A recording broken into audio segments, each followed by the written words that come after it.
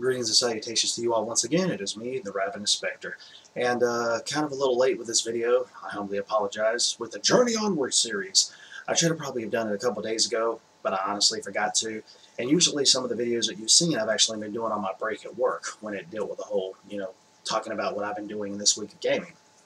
And I actually got quite a few to talk about here. Hopefully it won't take too long since I've actually talked about some in the past. And because if you see some of my videos, you kind of know how I am, where I'm like, I jump around a bit in terms of if there's one specific title that really grabs me, I stick with it all the way to the end. And then if there's other ones where I kind of jump around a bit, I just need a lot more variety than what I'm playing, at present time. And the first one I want to talk about is actually Legends. What is actually in the Legend of Heroes series, I should say, and it's called Trails of Cold Steel. The first one. I actually have the second one. I haven't got to the second one yet, but it's a JRPG that's really heavy in dialogue and really heavy in character development, which I'm all for. But it just seems like sometimes it kind of it's dull a little bit, so I kind of have to back off of it and go play something else. And I mean, I'm liking, I'm enjoying it, but it's just sometimes those cutscenes and those dialogues are just a little too long for me. I can understand full well about trying to develop characters and develop story and all of that. There's no doubt in my mind about that at all, but it's just like, man, you just kind of draw it out just a little too much, at least for me in my case. And I actually started playing a little bit more of Mad Max today. I kind of had that sitting on the shelf for a while. And the reason is because I had other games that I was playing, and I haven't beaten it just yet. I've gotten pretty far into it, but it seems like the farther I get into it, the more challenging that it is. I played a little bit of it today and kind of just got off of it because I had to go to work. So yeah, that was something. And oh, I also beat Deus Ex: Mankind Divided. And honestly, and I know that there's different story routes to go about and different choices to make, but the ending that I got wasn't fun. It wasn't interesting. It just seemed like everything just cut off, and as the credits were rolling along, there was a cutscene, which is really good because it sets it up for the next game. And no spoilers here, obviously. But I'm going to go back through and make another playthrough at some point in time, so I can see what other story paths I can take. And New Game Plus, I think, also gives you the ability to use all of your skills that you got up until that point, and then you go ahead and start back over again. And I guess as you gain more practice points, you gain more skills. I guess it could come to a point where you can fully max out Adam Jensen, supposedly, which would be really awesome. Have every single one of his augments just fully maxed out. I actually got back to playing Final Fantasy VII on PS4 as well because I kind of been hungering for a little bit of Final Fantasy nostalgia. I'm very excited for Final Fantasy 15 and also King's Glaive that's going to be coming out really soon as well. And I've heard we should actually watch that movie first before we play Final Fantasy 15 because it puts a lot of things into perspective, which is definitely something that I'm looking forward to because I've heard that movie is just bombastic insane, which is all good with me.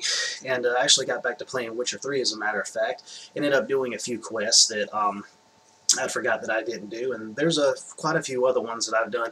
I'm not messing with the Gwent. I understand people like Gwent and the card game and all of this and that, and I know that there's like a physical version that's coming out soon, but I really don't care about it, and I don't care about the horse races or nothing like that. Never been into that, so I just ignore those. Even though I've taken them up as quests, I just don't even bother with them because I didn't know, I believe at that point in time, what they were until I went ahead and got them.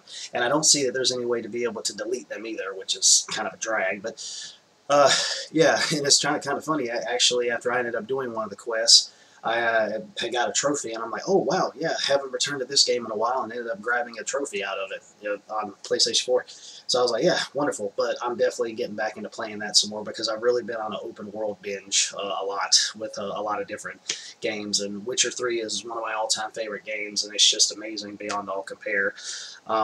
Gorgeous, gorgeous game. Love everything about it. And it pissed me off a few times, but I got over it and got back into the game again, because I knew I wanted to play it, and I knew I wanted to get everything I could out of it. And let's see, Mario Kart, which I mentioned in some of my previous videos. I got Mario Kart 8 and also Super Smash Brothers, both of them on the Wii U. Ended up playing them this past weekend at a friend's place with me and my girlfriend and two of his friends, which are also two of my friends now as well. And his kids were there as well, so it was like a big thing this past weekend, I guess. So not this weekend, but the last weekend. Yeah, it was like a big meet and greet kind of thing, I guess you could say, whatever. But yeah, definitely fun. Absolutely, two joys to play without a shadow of a doubt. I definitely love those games, and it's funny because both of those are the first two of the series that I've ever bought, that I've ever owned. Because Mario Kart started back on Super Nintendo, and Super Smash Brothers started on Nintendo 64. So yeah, sorry guys, never really got into that series, or never really gave it a chance like I thought that I figured that I should. But it's all well and good. It's no problem at all. And Kirby Special Edition. Haven't even really gotten around to playing any of that. Played a little bit of it when I was at my friend's last weekend, because we were trying to see if we could activate the 4-player mode on Kirby and the Crystal Shards, or Secret Shards, or some type of shard, something like that. And we couldn't get it to work for some reason. I don't know. We'll have to figure out why that didn't happen like it was supposed to. And actually ended up picking up a sale on the co-op sale that was going on PlayStation Network, and it's Pac-Man 256, and it's a really unique Pac-Man game. It's like you'll go around on like a 3D type of board of a Pac-Man, albeit slow, and you'll go around, and the pellets that you pick up and everything, you know how Pac-Man goes, but it's like the boards are really, really huge, but it's like you can't really go back because there's like this screen of death or something that's slowly creeping up along the bottom, and from what I've heard, that was actually like the kill screen or something on the original Pac-Man or something, so they actually implemented that into the game, so you have to keep moving forward. And I don't know if it picks up speed. It kind of seemed like to me that it did, but as you go along, you'll end up picking up power-ups that you'll actually activate when you go across them. But in order to get them, you have to eat a whole lot of pellets to be able to add up, and each time that you go back and play through the game, you'll end up adding more and more pellets to be able to go and get to those power-ups. And also there's different little chests and things that you can open when you end up either dying, or I don't know if you can really complete a stage per se, but you can also end up playing, I think you can play up to 4 players on there. I'm not sure. I know you can, well, obviously you can play 2 players because it's on a co-op sale, obviously. So yeah, definitely want to get into playing that with some friends of mine, or just online in general, so I can really dive in and see what it really holds instead of just playing as myself, you know, because just playing as yourself on a co-op game is just like, it doesn't mesh well. But for what it is really fun. I only got it for like $3 or something because obviously it was on sale. I think the original price was like $10, but I got it for like 3 something. So yeah, I definitely got my $3 out of it. Absolutely, even though I haven't played with anybody just yet. And let's see. Oh yes, Dead Rising on PlayStation 4. That ended up releasing, and it's kind of funny to me how it ended up releases digitally on a triple pack at $60, and you got the physical versions that weren't even out at that point in time.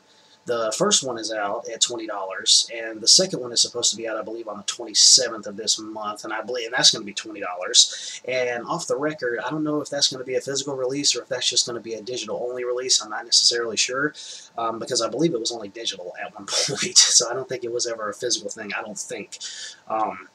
So yeah, I got the first one. Don't know if I'll get the second one since I've got it on PC. But off the record, I've never played. But I think it's kind of like the same thing as Dead Rising 2. But I think there's just a few differences in it, I believe. But hell, you know, might as well give it a shot anyways, right? If it happens to release physically. If it's not a separate one digitally, then I probably really won't even bother with it, because there's no way that I'm going to go and buy the triple pack at $60 just to get access to Off the Record when I already have the first one that I got at $20. And honestly, it's really cool. I never had actually played it before, to be quite honest. I've never really had a chance to. I played very little of it on a friend's 360, but I've never owned it myself. And, excuse me, now that I can finally own it on PlayStation 4, that's all well and good and wonderful. I mean, it's honest. And I also did a stream as well for the game, if you want to go check that out. Yeah, the thing that kind of sucks is the fact that it's on a time limit, and I really hate time limits, but oh well. I think they really kind of meant for that to happen, for you to be able to play and then all of a sudden just fail, and then take your status that you've earned at that point in time and then put it into a new game, and then you're more powerful, so you'll be able to get through the game quicker, faster, and easier or something. Like, I don't know if that's something they really planned or if I just suck. But then again, it kind of really sucks in the fact that I was just completely absent-minded, that I had missed, I think I got through maybe half or at least a good portion of the cases that you're supposed to do, and I had no idea that there was something else that I needed to do for me to be able to make the other cases progress so I could actually continue on with the story, because all of a sudden a screen pops up and tells me that I failed all the other cases and I was just stuck in them all, which I think is kind of a good thing too, because I believe it just leaves you in there for you to be able to just mess around in that sandbox, and I guess you can quit whenever you want to and save your status and quit, or just die, and then you'll end up saving your status and quitting and then starting the game back over again, and then you can go ahead and go through the story and probably barrel through it if you've ended up leveling up a whole lot. So yeah, definitely fun. Slaying zombies is always fun. I know it's kind of a blown out thing going on in games today, but hey, you know, if it's done well, then it's done well. Let's see, and the final one that I want to talk about today is Star Ocean. Star Ocean, what was it called? Something, I don't know. It's a new Star Ocean. And yeah, I'm kind of pissed off with that game. I think I really need to grind out some, because the area that I'm in, I think I need to grind out a little bit more, because I ended up going from one area to another area where I ended up taking out some enemies, and then as soon as a cutscene happens, it takes me back to another area, and a small cutscene happens, but for some reason the save point is there and I can't save, which makes no freaking sense. I cannot save with the save point being there after just a cutscene occurred, which I think, in a way, it sucks, but in a way, it's also kind of good. I still think it should be activated for you to be able to not have to worry about going through that previous battle in case you happen to die, because as soon as you step out those doors, you end up getting in another boss battle. And that boss, I had him way down past half health, like past half health, and then he unleashes this massive uber super duper attack and just like wipes the floor with my party, man. And I tried to keep him alive, but it just wasn't happening. He got them down to like half their health, and like a few of them straight down to zero on just that one attack. And I'm like, my God, man. So I think I'm really just going to have to grind out a little bit in the area that I'm in and use the little healing area, because thank God there's a little healing aura area that you can go to and be able to go ahead and do that and heal myself up, and then probably go back out and grind some more. And then after I grind out some more, then I can go ahead and hopefully end up tackling the boss and beat the shit out of him. Oh my God. But yeah, but I mean, that's kind of one of the staples of the Star Ocean series, I believe, is being able to grind a little bit and get some levels and be able to try to be as powerful as possible when you're facing off against certain bosses and certain enemies and things of that nature. And granted, yeah, I did grind a little bit. I did grind some, and it seems like levels come pretty fast. It's kind of crazy, but yeah, it's still a fun game, still gorgeous, I think, but I'm just not really to dive back in again right now, because it already had pissed me off once and it pissed me off again, so I'm like, I'll just go back later.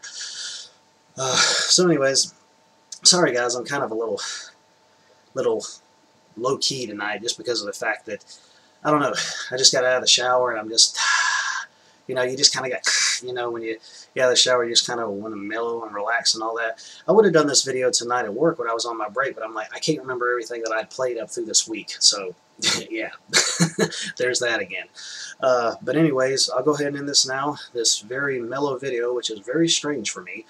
But anyways, another thing I just wanted to mention is I'm also on a little bit of a podcast, if you will, on YouTube with one of my good friends. His name is Brandon Gregg. He is on YouTube as well. Well, obviously, if I'm doing it on YouTube, then it's on his channel.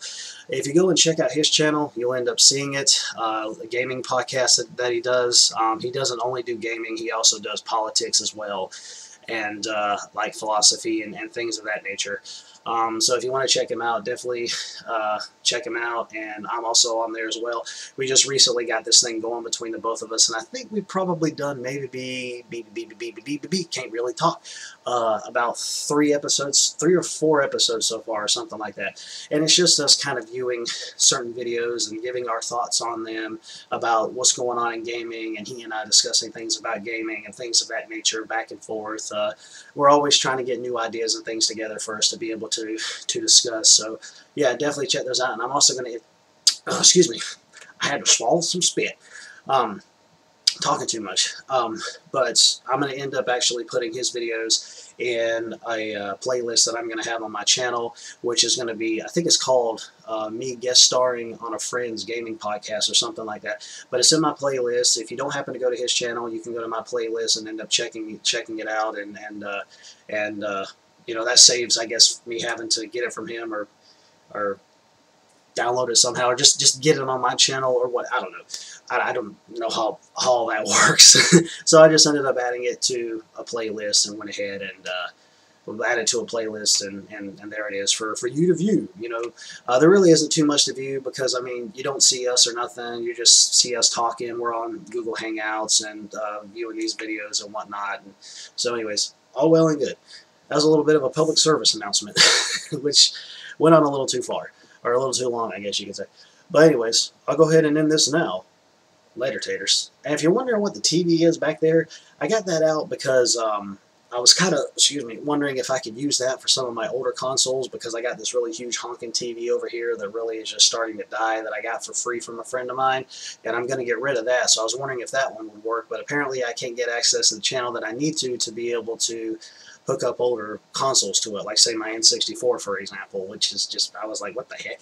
You know, because I don't know where the remote is, but there is another remote that I have for my smaller HD TV that I have, not my big honker over here, but a smaller HD TV that I have that works with it. So I'm wondering if maybe if I could try to find just a universal remote period and see if maybe that might help. I don't really know, but if you guys have any thoughts on that or can kind of help me out with that, I would appreciate it. So just leave me some comments below. But anyways, like, favorite, comment, and subscribe, and all that good stuff, and I will definitely talk to you lovely, lovely people later. Later, taters.